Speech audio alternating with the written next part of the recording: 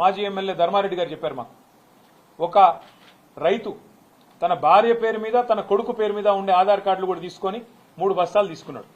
తీసుకుంటే non bailable case పెట్టి వాళ్ళ కుటుంబ సభ్యులే, వాళ్ళేం దొంగలు కాదు, వేరే వాళ్ళకి తీసుకురాలే, వేరే దొంగతనం చేయలేదు, నాన్ బెయిలబుల్ కేసులు పెట్టి ఇవాళ జైల్లో ఆ రైతును పంపిన దుర్మార్గమైన ప్రభుత్వం ఇవాళ రేవంత్ రెడ్డి గారి ప్రభుత్వం.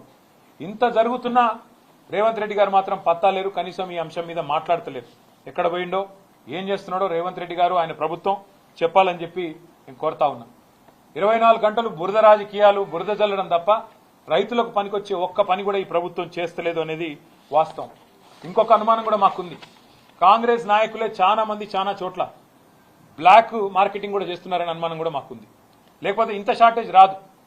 కేసీఆర్ గారు ఉన్నప్పుడు 10 ఏళ్లు ఎన్నడూ ఒక్కరోజు కూడా రైతుకు అవస్థ ఉండదు ఎరువుల కోసం. కాంగ్రెస్ రాగానే ఎందుకు స్టార్ట్ అయింది ఇట్లా సడన్ గా? బఫర్ స్టాకులు పెట్టుకునే విధానం కానీ ఇంకోటి కానీ ఆ నైపుణ్యం కానీ అధికారులకు ఉంది. అధికారులను పనిచేయనిస్తే వాళ్ళు బ్రహ్మాండంగా చేస్తారు.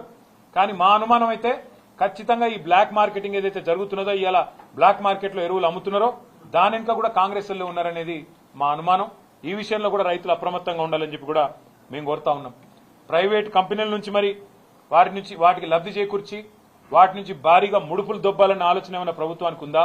లేదా కాంగ్రెస్ నాయకుల దందాలు క్షేత్రస్థాయిలో జరుపుకునే విధంగా రేవంత్ రెడ్డి గారి అనుచరులు, కాంగ్రెస్ నాయకులు వాళ్ళేమన్నా ఈ బ్లాక్ మార్కెటింగ్ చేసి గోదాములలో దాస్తున్నారా? కృత్రిమ కొరత సృష్టించి రేటు పెంచి రైతును ఆగం చేసి మరి వారి దగ్గర ఎక్కువ డబ్బులు గుంజే ప్రయత్నంలో ఉన్నారా? ఇది కూడా తప్పకుండా రైతులు ఆలోచించాలి. ఇంకా ఘోరం ఏంటంటే ఇక్కడ ముఖ్యమంత్రి ఏమో కొరత లేదు, ఆర్టిఫిషియల్ షార్టేజ్ అని ముఖ్యమంత్రి చెప్తాడు. కానీ కాంగ్రెస్ పార్టీ ఎంపీలేమో అక్కడ బీజేపీ ఏదో ఇస్తలేదు అని వాళ్ళు ధర్నా చేస్తా ఉన్నారు. అంటే ఎవరది డ్రామా అయినా ఇద్దరులా? ముఖ్యమంత్రి ఆడుతున్నది డ్రామానా? కాంగ్రెస్ ఎంపీలు చేస్తున్నది డ్రామానా? ఏది డ్రామానో కూడా రైతులు ఆలోచించాలని చెప్పి నేను కోరుతా ఉన్నా. 51 సార్లు రేవంత్ రెడ్డి గారు ఢిల్లీ పోయారు. 51 సార్లు పోతే కూడా ఈయన ముఖం చూసి కనీసం 51 బస్తాల ఎరువులు కూడా ఇవాళ కేంద్ర ప్రభుత్వం మంజూరు చేయలేదు. ఇంకా ఘోరం ఏంటంటే వాళ్ళ రాష్ట్రంలో గ్రామాలలో పుట్టినరోజు బహుమతులుగా ఎరువుల బస్తాలు ఇచ్చుకునే దుస్థితి వచ్చిందంటే ఇంతకు మించిన సిగ్గుచేటు ఒక ప్రభుత్వానికి ఏది ఉండదు. ఇంకొక మాట కూడా అడగాలి ఈ సందర్భంగా. రాహుల్ గాంధీ గారు, కేంద్ర నాయకత్వం, కాంగ్రెస్ పార్టీకి సంబంధించిన నాయకత్వం, ఖార్గే గారు ఎన్నికల ముందు వస్తారు, డిక్లరేషన్లు అంటారు. వరంగల్లోనైతే పెద్ద పెద్ద మాటలు చెప్పిండు రాహుల్ గాంధీ.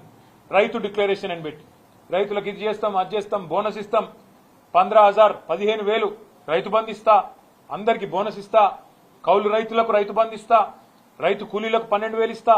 ఇన్ని చెప్పిన రాహుల్ గాంధీ రైతు డిక్లరేషన్ లో ఇవాళ ఎరువులు దొరకపోతే పార్లమెంట్ లో నీ నోరు ఎందుకు తెరుస్తలేవు? ఒక్కటంటే ఒక్క రోజు రాహుల్ గాంధీ గారు మాట్లాడినారా? ఎరువుల కొరత మీద ఎందుకు కేంద్ర ప్రభుత్వం సహకరిస్తలేదని చెప్పినరా? ఇది ఒక్క మాట కూడా అడగలేకపోతే కేంద్రంలో ఉండే కాంగ్రెస్ పార్టీ ప్రధాన ప్రతిపక్ష నాయకుడు గాని అట్లాగే 8 మంది ఎంపీలు గాని మీరు ఎందుకున్నారు అని ఇవాళ తెలంగాణ రైతులు అడుగుతా ఉన్నారు. 10 ఏళ్లలో లేని సమస్య, 10 ఏళ్లలో రాని సమస్య, 10 ఏళ్లలో రాని కొరత ఇవాళ సడన్ గా ఎందుకు వచ్చిందని చెప్పి మేము రాష్ట్ర ప్రభుత్వాన్ని అడుగుతా ఉన్నాం.